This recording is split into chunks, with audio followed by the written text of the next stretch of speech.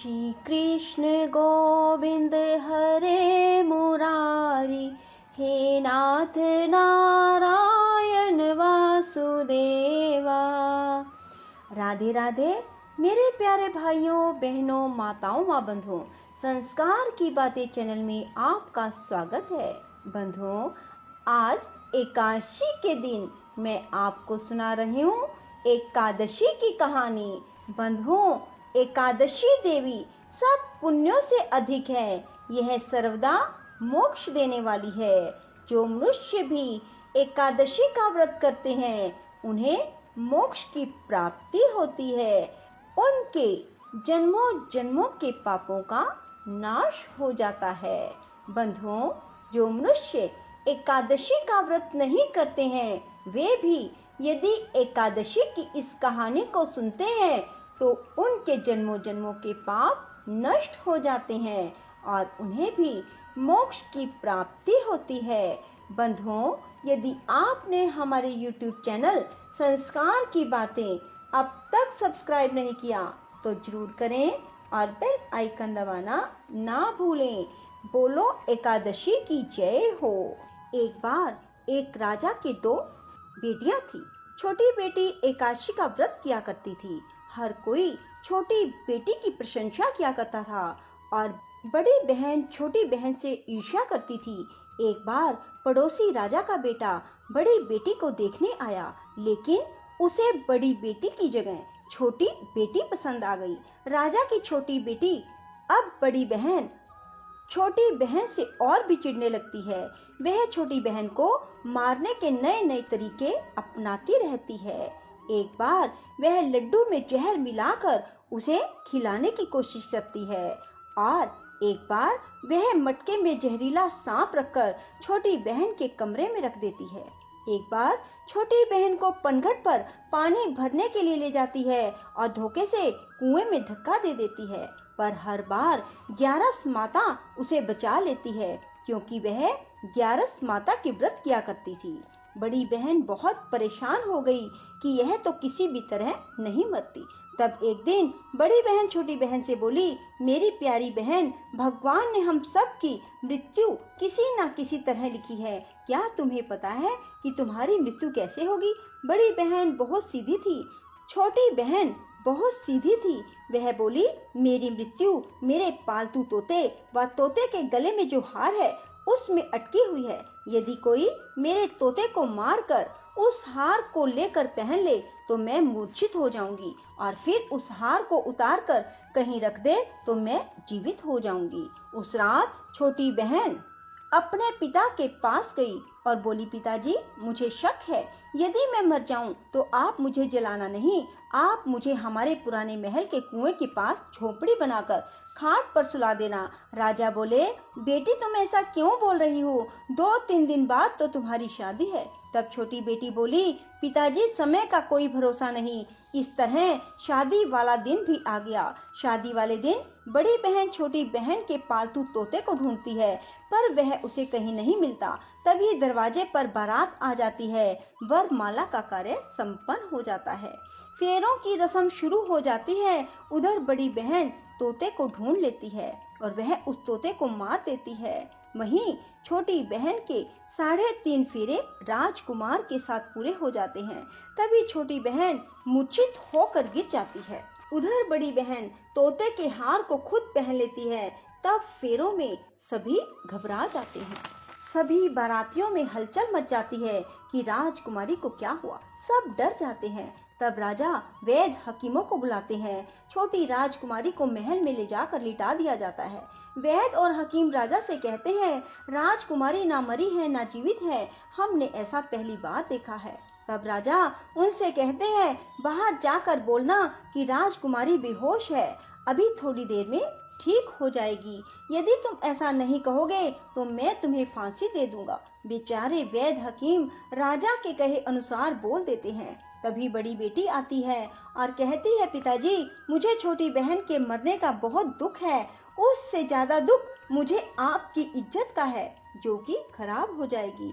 आप ऐसा करो कि मेरी शादी राजकुमार के साथ कर दो, तब सब ठीक हो जाएगा। आपकी इज्जत भी रह जाएगी। तब राजा को यही ठीक लगा और राजा ने छोटी बेटी के कपड़े पहनाकर बड़ी राजकुमारी को फेरों में बिठा दिया। पर राजकुमार ने मना कर दिया, कहा कि यह मेरी पत्नी नहीं है। मेरी पत्नी जब बोलती है तो उसके मुंह से फूल झरते हैं। लेकिन सबने समझा बुझाकर उससे 3.5 फेरे लगवा दिए। बड़ी राजकुमारी ससुराल आई तो राजकुमार ना तो उससे बात करते थे, ना उसके हाथ से पानी पीते थे, ना ही उसके हाथ का बनाया हुआ खाना खाते थे। राजकुमार ने मन ही मन सोचा, मैं पता लगा कर रहूंगा कि मेरी पत्नी के साथ क्या हुआ। एक दिन राजकुमार दुखी मन से घोड़े पर बैठकर जा रहे थे कि घोड़ा वहीं जाकर रुका जहां राजकुमारी की अधमरी लाश को रखा गया था। राजकुमार ने मन ही मन सोचा कि घोड़ा यहाँ किस कारण से रुका है, कोई तो वजह है जो यहाँ घोड़ा रुक रहा है। तब राजकुमार घोड़े से उतरकर पुराने महल में गए। वहाँ एक चौकीदार था। राजा ने पूछा, यह महल किसका है? तब चौकीदार ने बताया कि यह महल किसका है। तब राजकुमार समझ गए कि यह पुराना महल तो उसके ससुर का ही है। वहाँ खाट पर कौन सो रहा है? राजकुमार ने चौकीदार से पूछा। तब चौकीदार कहने लगा कि यह राजा की छोटी बेटी है जो शादी वाले दिन अधमरी हो गई थी। तब राजकुमार ने कहा कि यह तो मेरी पत्नी है, इसके साथ मैंने 3.5 फेरे लिए थे। तब राजकुमार ने चौकीदार से कहा, तुम किसी को ना बताना कि मैं यहाँ आया हूँ, मैं तुम्हें मुंह मांगी रकम दूंगा। चौकीदार ने हाँ कर दी और राजकुमार खाट के पास गया और बचे हुए 3.5 फेरे खाट के साथ ले लिए। राजकुमार उस दिन वहीं पर रहा और रात को भी वहीं रहा। छोटी रानी रात को खड़ी हो गई। उसने अपने पास अपने पति को देखा तो वह बहुत रोई। राजकुमार ने पूछा, बड़ी अजीब बात है, तुम शादी वाले दिन मूर्छित क्यों हो गई? तुम्हारे पिता ने मेरी शादी तुम्हारी बड़ी बहन से क्यों करवा दी, जबकि मैंने तुम्हारी बड़ी बहन को स्वीकार भी नहीं किया? तब तुम मुझे पूरी बात बताओ। तुम दिन भर तो मूर्छित थी, अब रात को जीवित कैसे हो गई? इसका भी राज बताओ। तब राजकुमारी ने अपने पति को तोते और हार वाली सारी बात बताई। यह भी बताया कि यह बात मैंने अपनी बड़ी बहन को बताई थी। एक बार मेरी बड़ी बहन ने मुझसे मेरी मृत्यु का उपाय पूछा, तब मैंने उसे पूरी बात बताई। मेरी बड़ी बहन मुझसे बहुत ईर्ष्या करती थी। उसने कई बार मुझे मारने की कोशिश की, पर ग्यारस माता ने मुझे हर बार बचा लिया। यह सब मेरी बड़ी बहन ने किया है। तोते के गले में जो हार था वह मेरी बड़ी बहन दिन में पहन लेती है और रात को उतार देती है। इसीलिए मैं दिन में मूर्छित रहती हूँ और रात को जीवित हो जाती हूँ। यदि वो हार मुझे वापस मिल जाए तो मैं हमेशा के लिए जीवित हो जाऊंगी। कोई बहन भी ऐसा कर सकती है?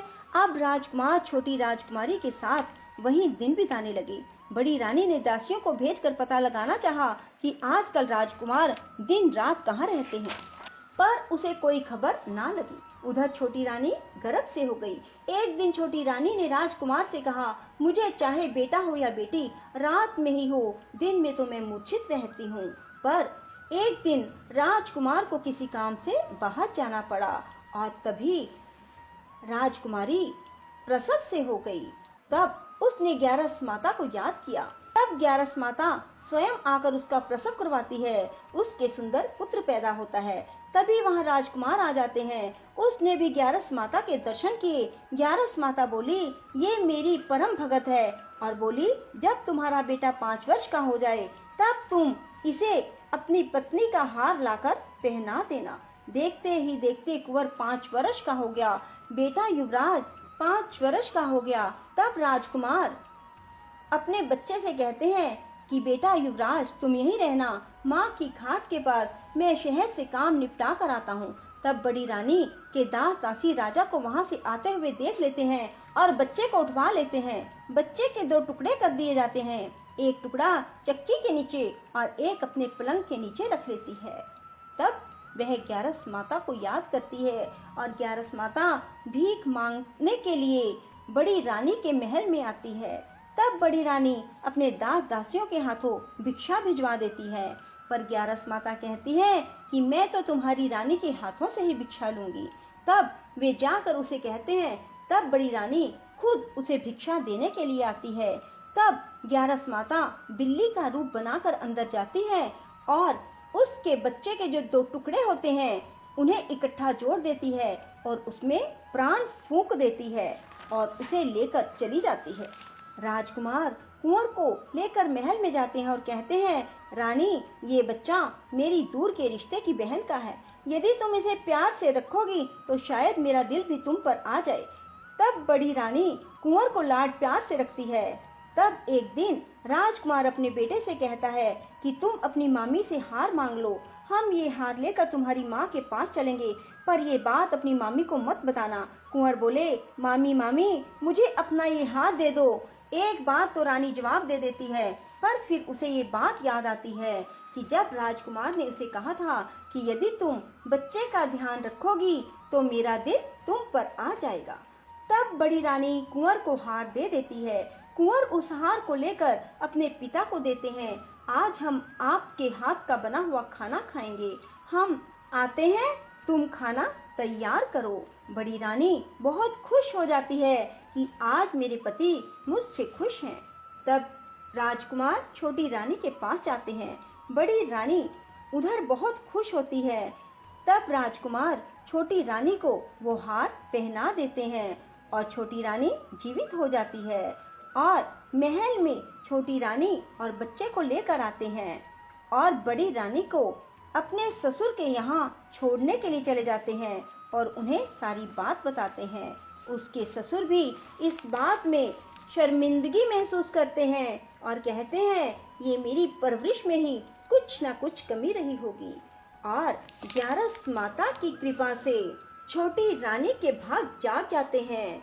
हे ग्यारस माता, जैसे आप छोटी बेटी पर प्रसन्न हुई वैसे सब पर होना। कहते सुनते हुंकारा भरते सब पर अपनी कृपा बरसाए रखना। बोलो ग्यारस माता की जय। राधे राधे, जय श्री कृष्णा। बंधुओं, यदि आपको हमारी वीडियो पसंद आए तो इसे लाइक करें और शेयर भी जरूर करें। साथ ही हमारे चैनल को सब्सक्राइब करना ना भूलें।